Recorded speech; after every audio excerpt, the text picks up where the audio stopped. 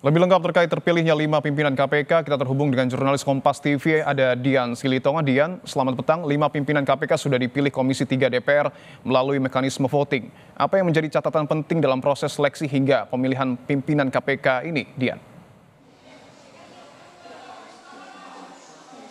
Ya, Dipo, betul sekali. 5 nama, baik itu calon pimpinan maupun juga calon dewas KPK untuk periode 5 tahun ke depan sudah terpilih melalui proses pemungutan suara yang dilakukan oleh anggota Komisi 3 DPR setelah melalui proses atau tahapan fit and proper test atau uji kepatutan dan kelayakan yang digelar secara maraton selama 4 hari terakhir.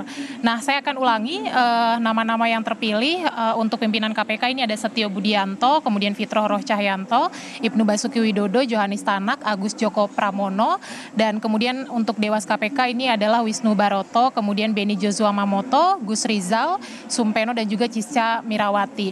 Nah, saya akan ajak kita untuk fokus pada nama-nama pimpinan KPK yang sudah terpilih.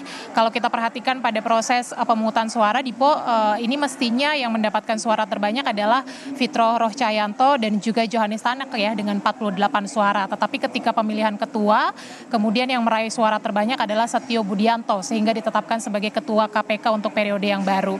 Nah, kalau kita cermati dari komposisi pimpinan KPK baru yang terpilih, ini sebenarnya merupakan wajah-wajah lama. Tadi juga sudah Anda sampaikan bahwa Setio Budianto ini sebelumnya pernah menjabat sebagai Koordinator Supervisi Kedeputian Penindakan KPK, kemudian juga Direktur Penyidikan KPK pada tahun 2019-2020, kemudian juga ada Johanis Tanak yang kita tahu merupakan Wakil Ketua KPK pada periode 2019-2024, dan kemudian juga Fitroh Roh Cahyanto ini juga pernah menjabat sebagai Direktur Penuntutan KPK. Jadi mestinya nama-nama ini tidak asing lagi dengan kerja-kerja KPK atau sudah familiar. Jadi seharusnya bisa bekerja dengan maksimal. Nah, kalau kita lihat juga komposisi pimpinan KPK ini berbeda dengan komposisi periode sebelumnya, Dipo, karena tidak ada keterwakilan perempuan. Kalau periode sebelumnya kita ingat meskipun dalam pertengahan masa jabatan mengundurkan diri, tapi kita ingat ada Lili Pintauli Siregar yang waktu itu mengisi keterwakilan perempuan di kursi pimpinan KPK.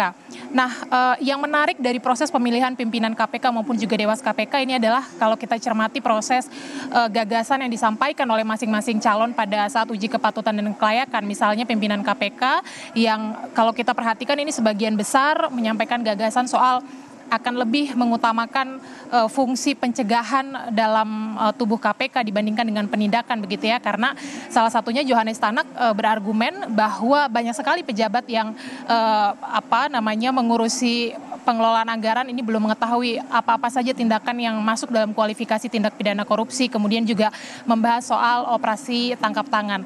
Sudah terpilih nama-nama calon pimpinan KPK, kita akan cermati nanti bagaimana kinerjanya selama 5 tahun ke depan. Dipo. Pimpinan KPK dan Dewas KPK tentu harus menunjukkan kemampuannya untuk kemudian memberantas korupsi dalam beberapa waktu ke depan. Terima kasih Dian Silitonga atas laporan Anda. Selamat bertugas kembali.